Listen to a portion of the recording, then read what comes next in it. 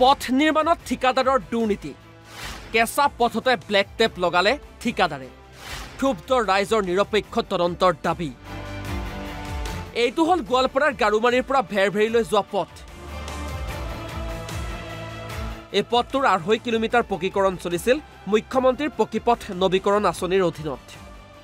কিন্তু ধূলিময় পথটোত কেৱল তেল সানিয়ে ব্লেক টেপিং কৰাৰ অভিযোগ উঠিছে ঠিকাদাৰৰ বিৰুদ্ধে ঠিকাদাৰৰ এনে সস্তীয়া কামত খৰ্গহস্ত হৈ ৰাইজে নিৰ্মাণ কাৰ্যত জড়িত ঠিকাদাৰৰ মহৰীৰ সন্মুখতে হাতেৰে উঠাই দিয়ে ব্লেক টেপিং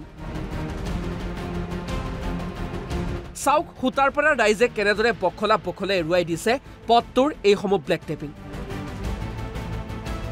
ৰাইজৰ ঠিকাদাৰৰ বিৰুদ্ধে আছে কেইবাটাও অভিযোগ পথটো পকীকৰণত কোনো ফলক লগোৱা হোৱা নাছিল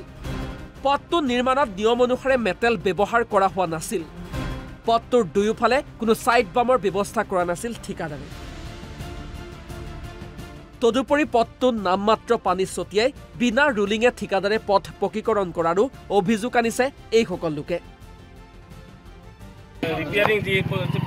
পৰ্যায় পৰিমাণে হ'ব লাগে সেইখিনি হোৱা নাই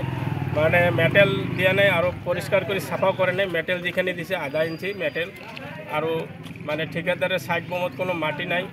এনে সিহঁতে কাম কৰি মানে আজি শেষ কৰিব ইচ্ছা কৰিছে আমি ৰাইজে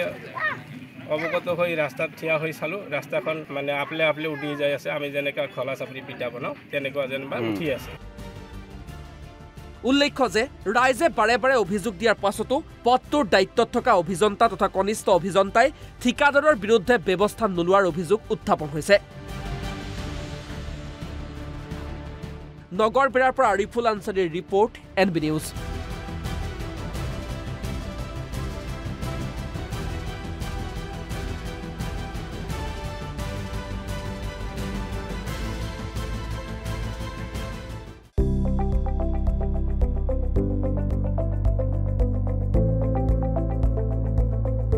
NB নিউজ